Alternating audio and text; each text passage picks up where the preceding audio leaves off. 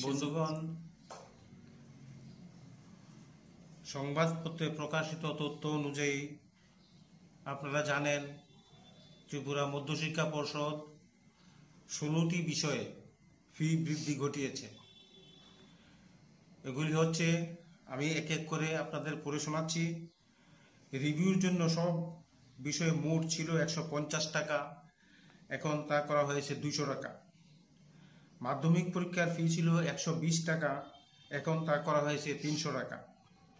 উচ্চ মাধ্যমিকের পরীক্ষার ফি ছিল 150 টাকা, এখন তা করা হয়েছে 400 টাকা। প্র্যাকটিক্যাল সব মিলিয়ে ছিল 75 টাকা, এখন করা হয়েছে প্রতি সাবজেক্টে 75 টাকা।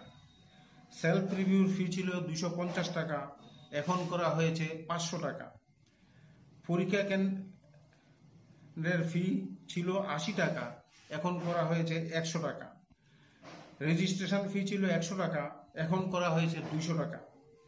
অ্যাপ্লিকেশন ফর্মের দাম ছিল 5 টাকা, এখন করা হয়েছে 10 টাকা। পারমিশন ফি ছিল 100 টাকা, এখন তা করা হয়েছে 500 টাকা।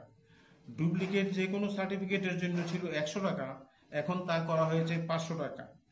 পরীক্ষার সেন্টার পরিবর্তন ফি এখন হয়েছে 500 টাকা।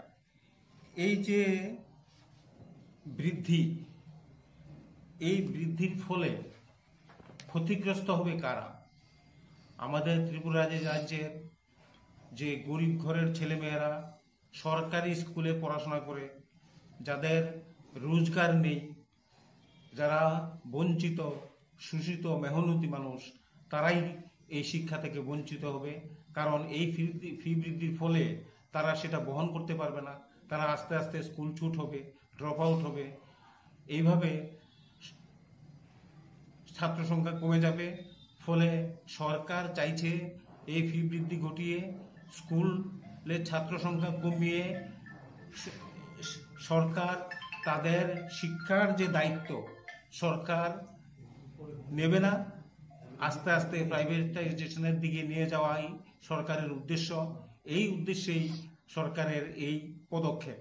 আমরা all India save education committee মনে করি আজকের দিনে এই ফি বৃদ্ধি আমাদের দেশের গরিব মেহনতি মানুষের যে ছেলে মেয়েদের কাছ থেকে শিক্ষা কেড়ে নেওয়ার একটা পদক্ষেপ। আমরা তার প্রচণ্ড বিরোধিতা করছি। আমরা মধ্যশিক্ষা পর্ষদের কাছে আবেদন রাখছি তারা যেন এই ফি বৃদ্ধি প্রত্যাহার করে। Bhowmik, all India save education committee Tripura চ্যাপ্টারের সহসভাপতি।